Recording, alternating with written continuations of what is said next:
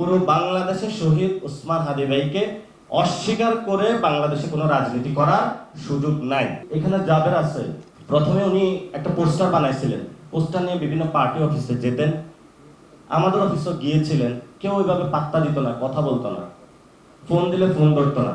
কিন্তু হলো যে পাগল যে তাকে থামায় কে, উনি লেগেছিলেন, এমন ভাবে লেগেছিলেন পুরো বাংলাদেশে শহীদ ওসমান হাদি ভাইকে অস্বীকার করে বাংলাদেশে কোনো রাজনীতি করার সুযোগ নাই, এটা উনি প্রমাণ করিয়া দিয়েছেন।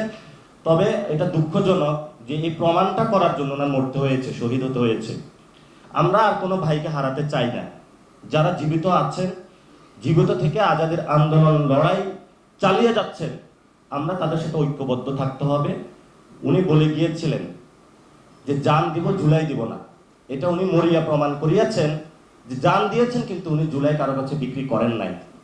এভাবেই কোটি কোটি মানুষের ঘরে দেশ জুড়ে ফ্রিজ একটাই, ওয়ালটন। এবং সেই লড়াইটা সামগ্রিকভাবে যারা দল বাংলাদেশে আছে এরা জুলাইকে এগিয়ে নিতে পারবে না। জুলাই বাংলাদেশের জনগণের, জুলাই হলো ছাত্রদের।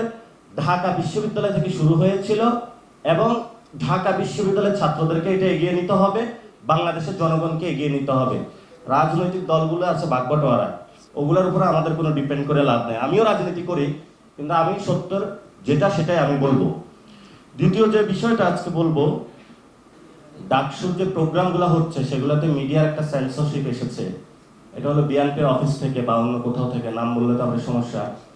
তো যার কারণে মিডিয়াগুলো হলো এখানে প্রোগ্রামগুলো কভার করছে না। আমি বিপির সাথে কথা বললাম, তারা প্রতিনিয়ত প্রোগ্রাম করে যাচ্ছে, দিনে 2 থেকে 3টা প্রোগ্রাম থাকে। তারপরে বিভিন্ন জায়গায় যতগুলো স্টুডেন্টের সমস্যা নিয়ে তারা কাজ করে যাচ্ছে, এগুলো মিডিয়ায় আসতে দেয় না, মিডিয়াকে এখানে আসতে দেয় না। এবং সাথে সাথে ওনাদের উপরে বিভিন্ন ধরনের প্রোপাগান্ডাও চালানো হচ্ছে যে কিভাবে হলো ডাকসুর যে কাজগুলো হচ্ছে এগুলো ব্যর্থ করা যায়। কিন্তু ডাকসু তার কাজে প্রমাণ করে দিবে এটা বাংলাদেশের সবচেয়ে সফল ডাকসু, এবং ভবিষ্যতেও তাদের পদচিহ্ন থেকে আমরা আশা করবো আরো সফল ডাকসু আসুক। তবে পদরেখা বা পদচিহ্ন এখান থেকে শুরু হয়েছে, এটা আমাদেরকে স্বীকার করতে হবে। আমাদের যে এটা আপনাদের কাছে কপিটা চলে যাবে, এই বইটার নাম দিয়েছে হলো বারুদ মাখা কথামালা। এটা সবাই দেখতে পাচ্ছেন, এটার মূল্য লেখা হচ্ছে 500 টাকা। হয়তো অত টাকা রাখা হবে না, অথবা কম রাখা হবে পার্সেন্টেজ দিয়ে। আপনারা পুরো বাংলাদেশে যারা দেখছেন, আপনারা বন্ধু বান্ধবকে বইটা কেনার জন্য বলবেন। ওসমান হাদি ভাইয়ের কথাগুলো খুব সুন্দরভাবে এখানে লেখা আছে এবং এটা একটা ঐতিহাসিক দলিল হয়ে থাকবে